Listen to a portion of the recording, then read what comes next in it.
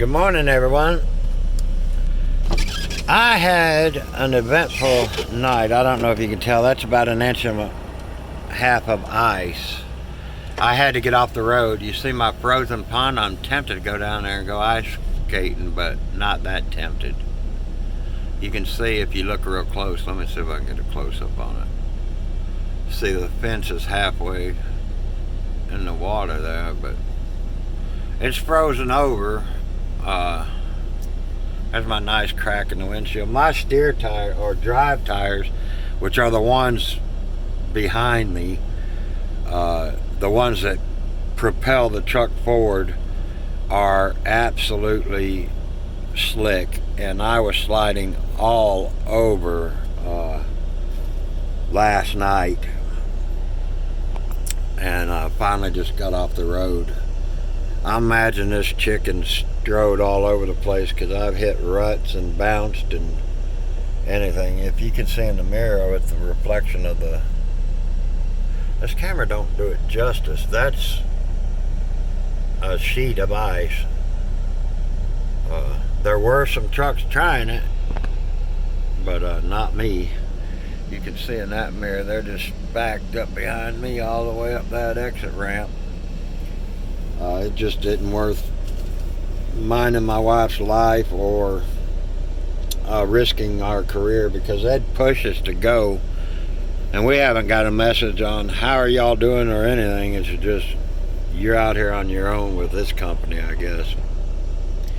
But anyway, I was reading in Matthew this morning, and I was just going to share you something that I'm sure I've heard others talk about, and it just came back to me. But Jesus before Pontius Pilate, and I'm just going to read a little bit of the context. It says, "And Jesus stood before the governor, and the governor asked him, saying, Art thou the king of the Jews? And Jesus said unto him, Thou sayest. And when he was accused of the chief priest and elders, he answered nothing.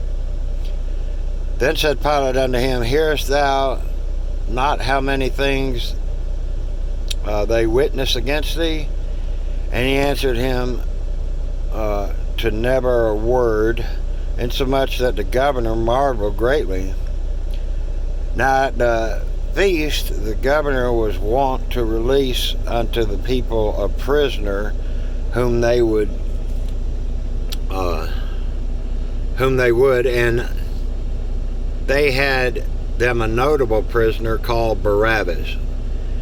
Therefore, when they were gathered together, Pilate said unto them, Whom will ye that I release unto you, Barabbas or Jesus, which is called the Christ? For he knew that for envy they had delivered him. He knew why they were doing it. When he was set down on the judgment seat, now I wonder who's going to be on the judgment seat when Pilate's judged. Anyway, his wife sent unto him, saying, Have thou nothing to do with this just man? For I have suffered many things this day in a dream because of him.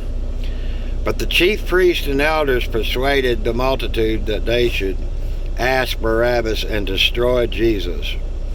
The governor answered and said unto them, Whether of the twain will ye that I will release unto you? And they said, Barabbas. Now this is the verse I was getting to. And Pilate said unto them, What shall I do then with Jesus, which is called the Christ? And they all said unto him, Let him be crucified. But I want to bring your attention to that question. That is a question every man, woman, or child will have to deal with in their lifetime. What shall I do then with Jesus, which is called the Christ? Anyway, what have you done? Have you asked that question? Every man, woman, and child. That's a very important question. What will I do with this Jesus that is called the Christ? And of course it goes on, and Pilate washed his hands, and then This is what the Jews said. Then answered all the people and said, his blood be on us and on our children. And folks, it certainly has been on that blood has been on his children. That innocent blood. That's right here in chapter 27, verse 4.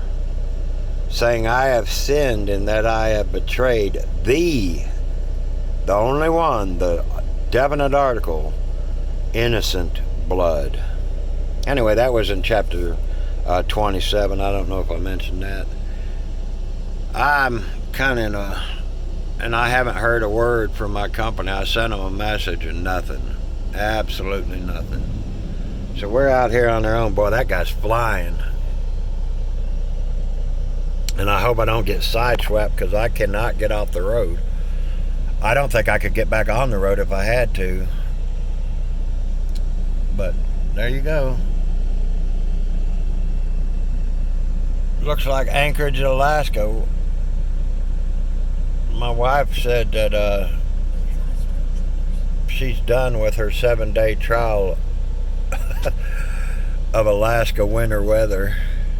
Anyway, you guys have a wonderful day. Remember to read your Bibles. Pray without ceasing, and pray for me and my wife if you will. And if you have any prayer requests, please leave them in the comments. We will pray for you. I have several on my channel that will pray for you. Just leave your prayer request and you will be prayed for.